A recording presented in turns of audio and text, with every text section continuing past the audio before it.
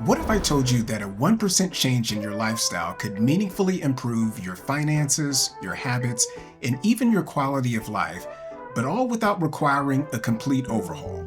Well, that's the idea behind a simple framework I want to share with you today: the Keep, Save, and Grow framework. And the power comes from improving each one of these by just 1% at a time. So let's talk about it. I am so happy to have you here with me today. Let's get started.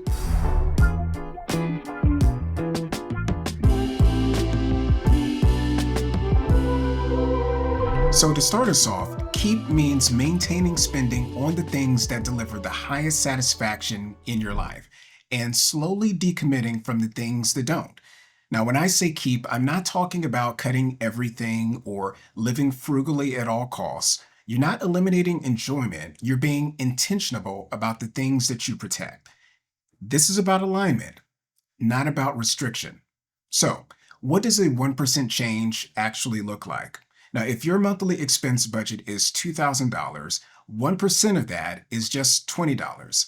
Now, that $20 could come from very ordinary, low friction decisions like canceling a magazine or digital news subscription that you no longer read, canceling or pausing a streaming service once the season of your must watch show ends, downgrading a credit card with a high annual fee if you're no longer maximizing the credits or benefits, or turning off an auto renewed app or service that you forgot that you were paying for, or even switching a cloud storage or music plan to a lower tier that you'll actually use. Now, none of these are going to meaningfully change your lifestyle, but that's the point. The goal here isn't the $20 specifically, it's building the habit of regularly questioning your spending and making sure that it still aligns with your values. So, when you do this consistently, you stop spending on autopilot. You keep the things that genuinely matter to you, and you let go of the things that don't. And over time, your money starts reflecting your priorities instead of drifting away from them. That habit, not the dollar amount, is what makes the rest of this framework work. In this framework, save means gradually improving your saving and investing habits so that your financial foundation gets stronger over time. A 1% improvement here can show up in very practical ways. Contributing 1% of your monthly income toward building or strengthening an emergency fund, as an example, increasing your 401k contribution by 1% to get closer to or fully capture your company match, or automatically directing a portion of future raises into savings or investments instead of lifestyle upgrades. For example, if you earn $5,000 a month, 1% of that is $50 a month or $600 a year. Now, on its own, that doesn't feel dramatic, but assuming a 5% annual return, here's what that single habit produces. After that 1 year, you'll have about $600. After 5 years, about $3,300. And after 10 years, about $7,500.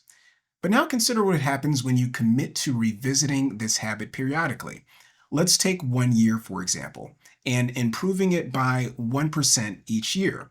So in year two, you contribute 2%, year five, 5%, and year 10 is 10%, and so on.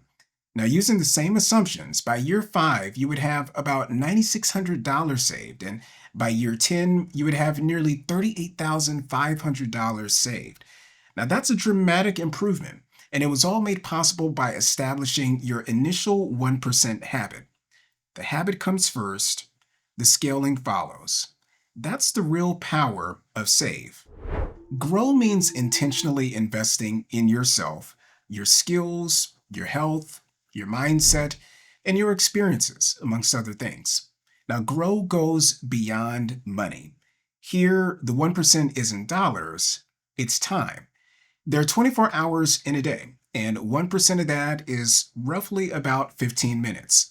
15 minutes could look like a short workout or walk, reading a few pages of a book each day, practicing a skill related to your career, meditating or journaling, or learning something new instead of doom scrolling.